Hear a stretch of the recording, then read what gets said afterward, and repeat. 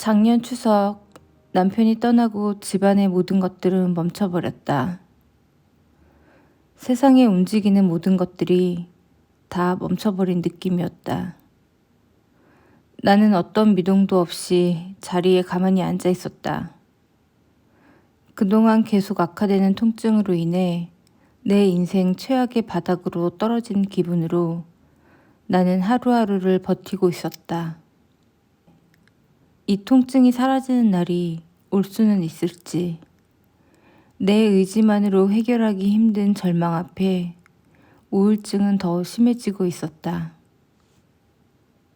몸이 많이 아프거나 불편해도 그 시간을 잘 받아들이고 가족들과 가깝게 지내며 오히려 더 행복한 생활을 한다는 사람들의 유튜브도 보면서 힘을 얻기도 했다. 아프다고 모든 것이 끝나는 것이 아니니 이 통증을 받아들이고 내가 할 수 있는 것들을 찾아보기로 마음을 먹어보기도 했었다. 어떤 날은 컨디션이 괜찮아 긍정적인 생각을 하기도 했지만 갑작스럽게 몰려드는 통증으로 인해 조금씩 싹트려고 했던 긍정의 씨앗은 강한 통증 앞에 속수무책으로 사라져버리기를 반복했다. 다시 일어서려는 노력과 좌절이 반복되면서 나는 내가 인생의 바닥으로 떨어졌다고 생각을 했었다. 하지만 그 바닥 밑에 끝이 보이지 않는 지하가 있다는 생각을 전혀 하지 못했다. 이렇게 아픈 것 외에 더 최악의 일이 일어날 수 있을까 생각을 했었는데 그런 일이 일어났다. 남편의 이혼 요구로 난 바닥을 뚫고 끝도 보이지 않는 지하로 추락 중이었다. 그동안 살면서 많은 시련을 견디며 살아왔다고 생각을 했다. 그래서 나는 어떤 힘든 일이 있어도 잘 견뎌낼 자신이 있었다. 나의 그 자신감을 시험이라도 하는 듯이 신은 내게 이 연타를 날려버렸다. 어떻게 이런 일이 일어날 수 있는 거지? 내가 왜 병에 걸리게 되었는지, 남편이 왜 갑자기 이혼을 요구한 것인지, 도대체 인과관계가 명확한 게 하나도 없었다. 나는 원래 태어날 때부터 재수없는 년이니까 정말 살만하면 일이 터지고 좀 숨 쉴만 하면 일이 터지는 것이 반복되었다. 재수없는 년은 인생을 이렇게 사는구나 라고 생각을 하며 나는 신을 원망할 수밖에 없었다. 남편이 나에게 쏟아낸 독설은 내 머리에 계속 남아 귓가를 맴돌고 있었다. 나는 너같이 센 여자가 정말 싫어. 억척스럽고 구질구질하게 아끼고 아주 지겨워. 남편은 늘 센 여자가 싫다고 했었다. 연애를 할 때도 그랬었다. 하지만 나는 태생부터 센 여자였다. 결혼 생활을 하면서 내가 갑자기 센 여자로 변신한 것은 아니었다. 그렇게 센 여자가 싫었는데 왜 결혼을 한다고 했을까? 남편은 센 여자는 싫지만 자기의 수준에 적당히 맞는 교육을 받고 돈도 좀 버는 여자를 만나고 싶어 하는 이중적인 태도를 가진 사람인 것 같다. 센 여자의 경제력이 기대어 편히 잘 성장해 놓고 쓸모가 없어지니 센 여자라서 같이 못 살겠다고 한다. 억척스럽고 구질구질하게 아끼고 아껴서 여기까지 온 건데 그런 내가 싫다고 했다. 남편 역시 내가 처음 만났을 때는 돈이 없어 본인은 더 구질구질했었다. 자신이 나중에 부자가 되더라도 싸구려 음식을 계속 먹을 것이며 차도 계속 지금의 차를 타겠다고 이야기를 했던 적이 있었다. 그랬던 그가 전임 교수가 된 지 얼마 되지도 않아 벤츠를 사달라고 나를 졸랐다.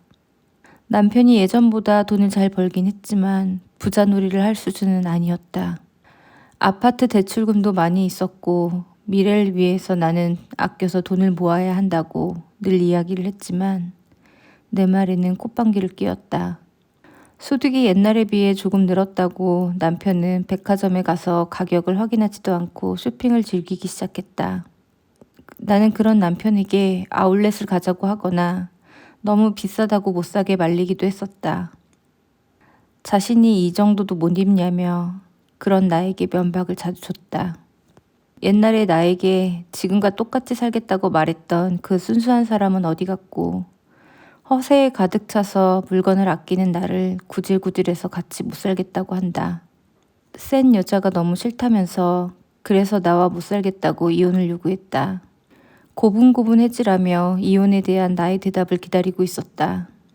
몸이 아파서 돈도 벌 수 없고 혼자서도 아무것도 못하는 나에게 고분고분해지지 않으면 같이 못 사니 순종적으로 바뀌라는 요구였다. 생활비를 줄 테니 순종하라는 일종의 협박이었다.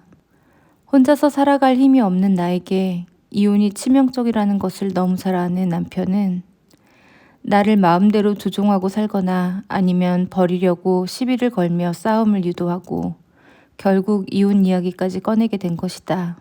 이런 이야기에 앞으로 내가 너의 말을 잘 듣고 시키는 대로 하고 살게, 제발 이혼만은 하지 말아줘. 이런 이야기를 할 수 있는 사람이 있을까? 난 도저히 그 말은 나오지 않았다. 이 사람이 날 얼마나 더 비참하게 만들려고 저러는 걸까? 나는 그냥 꺼져달라고 했다. 남편은 이혼 서류를 보낼 테니 그런 줄 알라며 소리를 지르고 집을 나갔다. 인기척도 아무 소리도 들리지 않는 집에 전화가 왔다. 명절을 잘 보냈냐는 엄마의 전화였다. 나는 남편이 집을 나갔다는 이야기를 전했다. 예상대로 엄마는 크게 화를 냈다. 어린 시절부터 엄마는 내가 잘못한 게 아닌데도 친구 엄마에게서 전화가 오거나 하면 내 이야기는 듣지도 않고 나를 혼내셨다. 자신을 낮추는 것, 자식의 잘못을 인정하는 것이 덕목이라고 생각하며 지금까지 살아오신 분이다. 엄마가 그런 사람이라는 것을 너무 잘 알지만 엄마가 쏟아내는 나에 대한 비난은 가슴을 뚫어버리는 것 같은 고통을 줬다. 남편이 나에게 어떻게 해왔는지를 너무 잘 알면서 엄마는 모든 잘못을 내 탓으로 돌렸다. 왜 넌 참을성이 없냐는 것이었다. 아빠의 폭력을 50년 가까이 견디며 결혼 생활을 유지하고 있는 엄마는 나를 이해할 수가 없었다. 엄마, 나 정말 열심히 살았는데 인생을 이렇게밖에 못 살았어요. 너무 죄송해요. 전화를 끊고 그동안 모아두었던 수면제와 최근에 처방받았던 약들을 모두 꺼냈다. 나는 우울증과 불면증이 있기 때문에 언제든 내가 세상을 떠나려고 한다면 떠날 수 있는 것들이 늘 내 곁에는 있었다. 이렇게 계속 아픈 상태로 평생을 살아야 한다면 떠나는 것이 좋지 않을까 하는 생각을 자주 했었지만 그래도 나는 죽음을 구체적으로 생각하지는 않았었다. 그래도 희망이 있지 않을까 하는 막연한 기대가 늘 나를 붙잡아 두었기 때문이다. 하지만 내가 사랑하고 믿고 의지했던 유일한 두 사람을 통해 들은 말은 그 어떤 폭력보다도 아팠고 쓰라렸다. 두려움이 몰려왔다. 내가 계속 살 수 있을지, 지금 내 현실에 맞서 내가 일어날 수 있을지 무서웠다. 먹어야 할 약을 모두 준비를 하고 떠나기 전에 내가 뭘 해야 되는지를 생각했었다. 엄마에게는 마지막 인사를 했으니 그걸로 하고 싶은 말은 모두 했다. 나의 고향이, 나만 믿고 나만 의지하며 지내온 아이를 두고 떠날 생각을 하니 마음이 너무 아팠다. 내가 없으면 밥도 먹지 않고 대소변도 보지 않는데 내가 떠났을 때 가장 마음에 걸리는 것은 이 아이를 두고 간다는 것이었다. 자식이 없는 나에게 이 고양이는 자식이고 집에만 항상 있어야 하는 나에게는 유일한 친구였다. 나를 닮아서 예민하다. 환경이 바뀌거나 다른 사람들이 간식을 줘도 잘 먹지를 않는다. 이런 아이를 다른 누군가에게 맡겨야 한다는 생각을 하니 너무 미안해서 눈물이 계속 쏟아졌다. 내가 울 때 테이블 위로 올라와 평소에 보여주지 않는 묘한 표정으로 나를 뚫어지게 바라본다. 말을 하지 못하지만 그 어떤 위로보다 따뜻해서 내가 아이를 키우는 입장이지만 나는 이 아이에게 정신적으로 많이 의지를 했다. 내가 발견되는 시점을 예상할 수 없기에 최대한 오랜 기간 아이가 충분히 먹을 수 있는 사료와 물을 곳곳에 배치해 두었다. 그리고 좋아하는 간식도 지루하지 않게 찾아 먹을 수 있도록 놔두었다. 약을 먹기 시작했다. 모아둔 약과 새로 처방받은 약들. 이 정도면 충분하게 먹었다고 생각을 하고 반쯤 몸을 누일 수 있는 의자에 누웠다. 그리고 아이와 마지막 인사를 했다. 깨어나니 낯선 천장이 보였다. 내 옆에서 고양이 그루밍 소리가 들렸다. 아이가 내 머리 위에 딱 붙어서 그루밍을 하고 있었다. 내가 왜 이곳에 있는지 모든 기억이 사라져버렸다.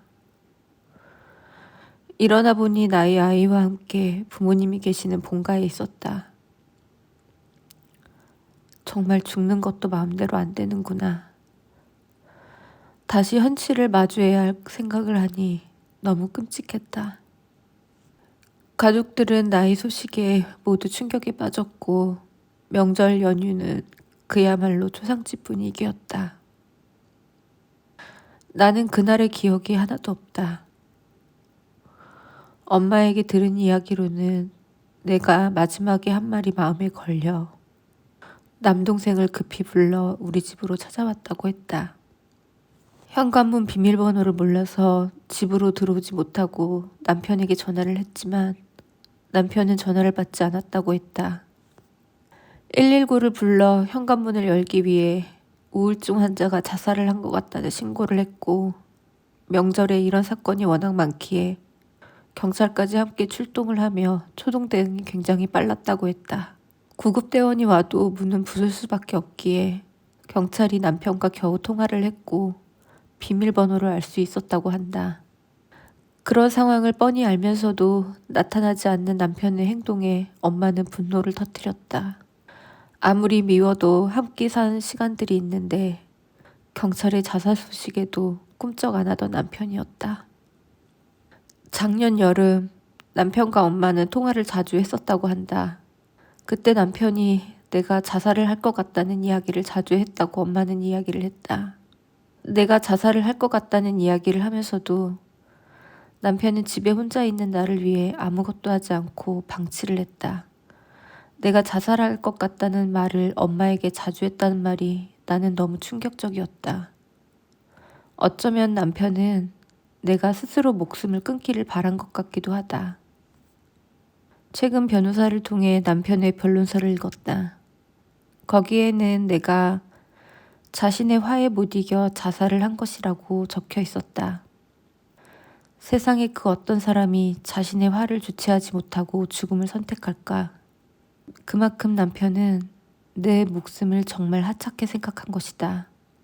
의사로서 너무 무식하고 최소한의 생명에 대한 존중조차 없는 표현이다. 그렇게 나는 도망가는데 실패했다.